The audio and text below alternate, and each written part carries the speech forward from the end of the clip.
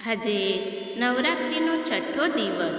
શાસ્ત્રોથી જાણો માં કાત્યાયનીની કથા અને પૂજાનું મહત્ત્વ.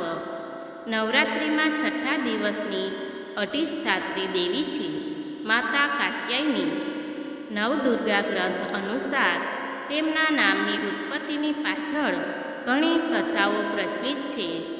કત ઋષિના પુત્ર મહર્ષિ કાત્ય હતા. મહર્ષિ કાત્યાયન તેમના જ વંશજ હતા.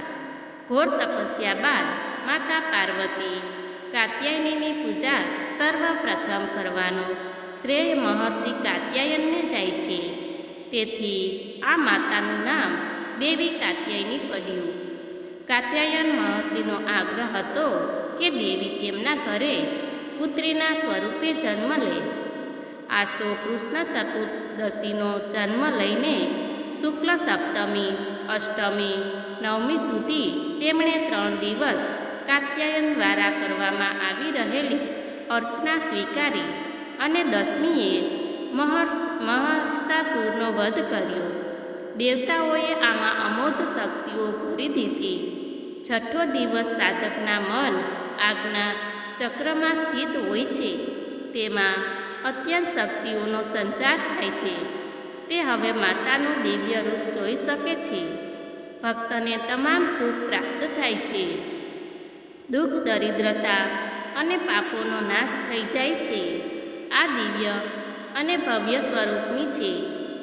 આ શુદ્ધ વર્ણા છે અને સુવર્ણ આભાથી મંડિત છે. તેમની 4 ભુજાઓમાંથી જમણી તરફનો ઉપરવાળો હાથ અભય મુદ્રામાં અને નીચેવાળો હાથ વર મુદ્રામાં સ્થિત છે. ડાબા હાથમાં, ઉપરના હાથમાં તલવાર અને નીચેના હાથમાં કમળ છે. તેમનું પણ વાહન સિંહ છે. તેનો મંત્ર આ છે: ચંદ્રહાસોજ્વલકરા શાર્દૂલવર વાહના કાત્યાયની શુભમ ઉદ્યાત દેવી દાનવ ધાતિની.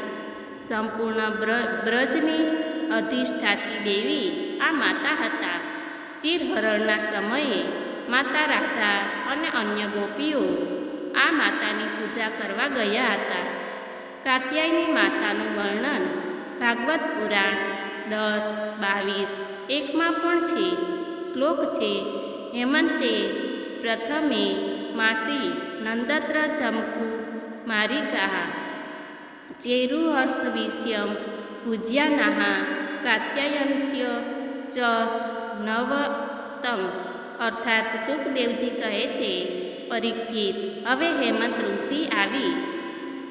ઋતુ આવી તેના પહેલાં જ મહિનામાં અર્થાત માર્ગશીર્ષમાં નંદ બાબા કે બ્રજ કી કુમારીઓ કાત્યાયની દેવીની પૂજા અને વ્રત કરવા લાગી. તે માત્ર હવિષ્યાન્ન જ ખાતી હતી. દેવી પુરાણ અનુસાર આજના દિવસે 6 કન્યાઓને ભોજન કરાવવું જોઈએ. સ્ત્રીઓ આજના દિવસે સ્લેટી એટલે કે ગ્રે રંગની સાડીઓ પહેરે છે. અમારો વિડીયો પસંદ આવે તો લાઈક, શેર, સબસ્ક્રાઈબ કરવાનું ભૂલશો નહીં. ધન્યવાદ મિત્રો.